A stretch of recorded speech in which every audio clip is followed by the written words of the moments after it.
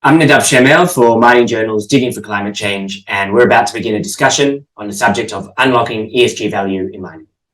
With me are expert panelists MJ Subiela, Director of the ESG Strategic Advisory Team in Europe at SLR Consulting, a leading environmental consultancy to the mining sector, and Laurie Clark, Founder and CEO of Onion Corporation, that's spelled ONYEN, provider of a software solution that helps resources companies consolidate and fulfill their ESG reporting commitments.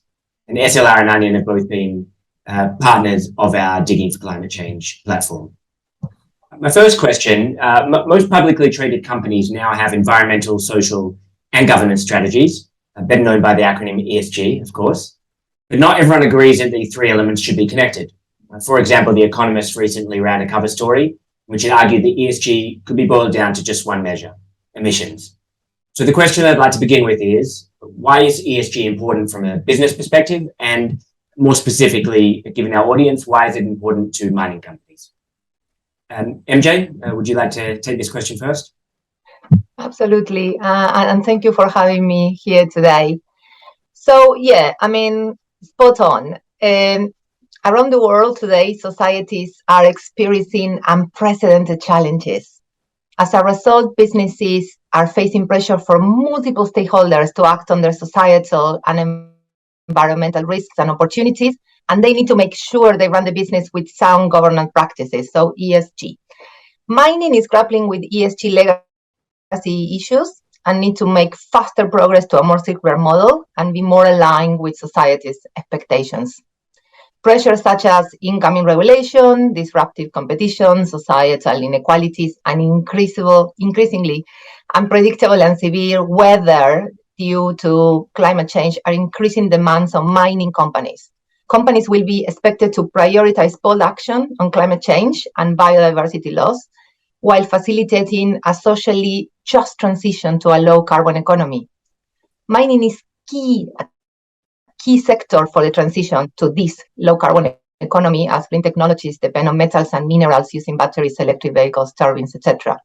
At the same time, mining presents the full range of ESG risks, from impact on the environment, local community, ethical sourcing, supply chain management. And I would say that ESG risks are interrelated, so I would disagree with the economist, and understanding the full spectrum is crucial. But on the other hand, getting ESG right affords great opportunities to mining companies, like accessing different markets, better access to capital, license to operate, better access to suppliers, and better community relations. Yeah, so Nadav, thank you for inviting me today, and to sort of layer on to what MJ was saying, is that ESG factors are diverse and interconnected. For example, under the E, companies are asked to disclose on water consumption, intensity, biodiversity impacts, not just emissions. These factors impact local communities who determine if the company has a social license to operate. As different ESG factors have different business materiality in different industries, I can see how some market participants want to focus only on what is easy to measure, okay? And that's GHG emissions, which understandably are critical in stabilizing climate change. The mining industry, however, is impacted by most of the ESG factors as mining operations rely on natural resources and impact rural communities and operate in challenging geopolitical and geographic locations. Any misstep in any of the ESG factors can shut down a mine. So these factors are real business risks that if you don't manage them properly will have economic impacts sooner or later. ESG has taken on this negative connotation, but I've run 6 companies. This is my 6th company. I started, grew, and sold 3 prior ones. I look at risks, mitigating risks in a business setting. That is what ESG really underpins. In general, the mining industry clearly understands what having a social license to operate means. But it has been only recently that the industry has started to educate consumers and investors on the importance and social role of the mining companies. I think that the investors' perception gap is the full understanding of the financial implications and costs of E and S on the future profitability of mining operations.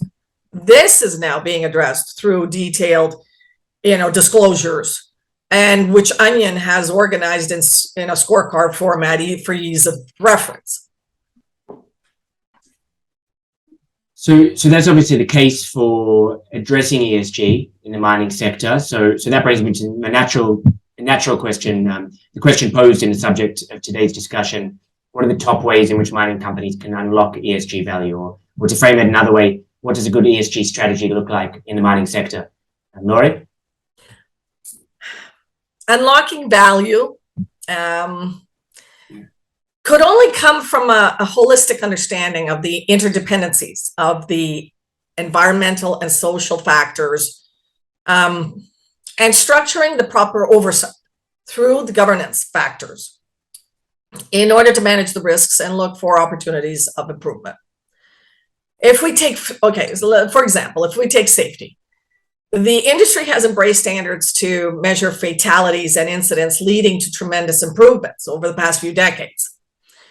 A good thing. Monitoring safety statistics regularly can signal the need for improved training.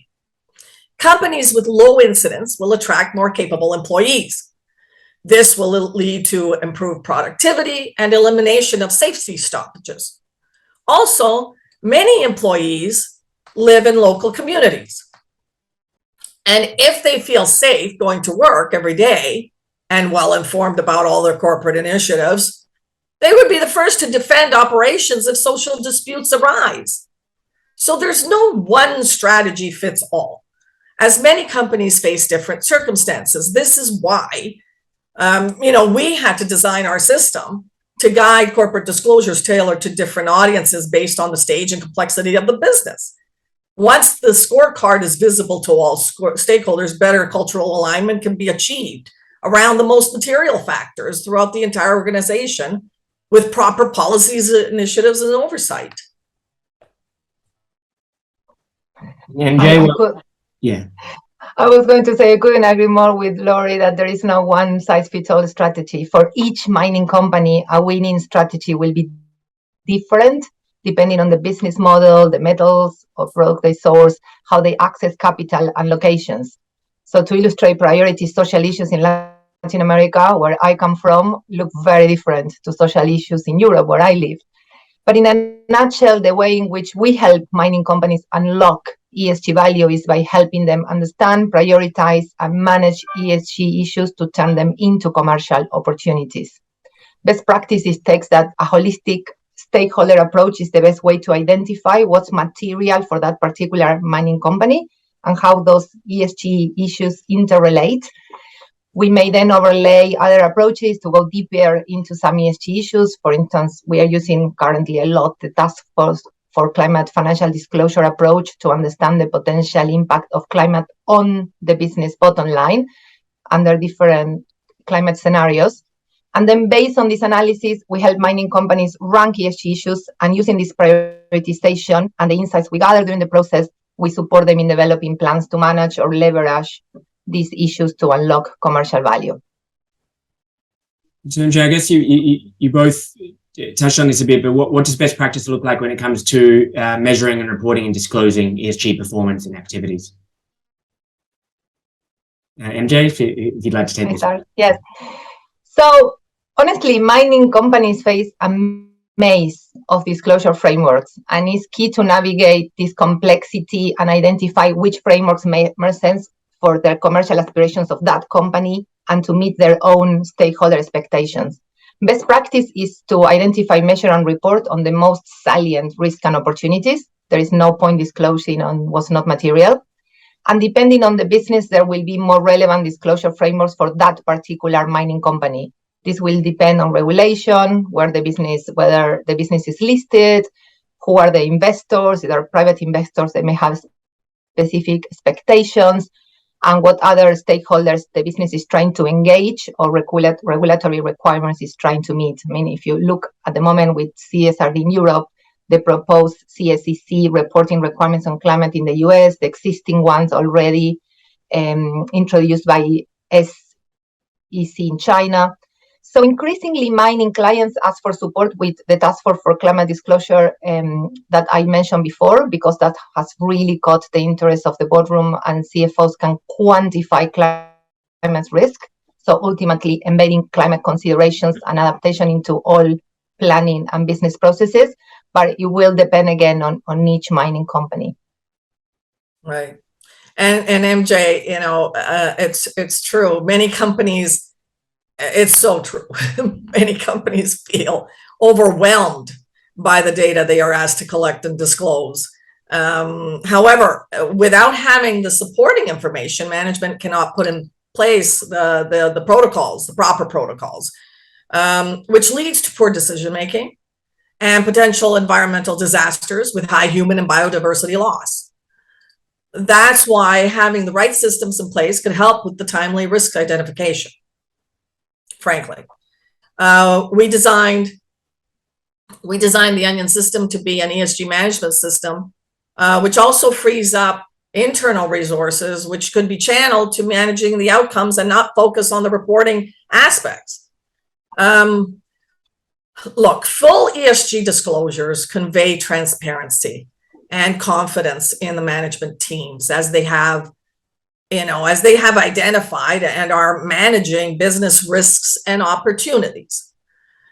This is critical when the company needs to attract new investments at favorable cost of capital.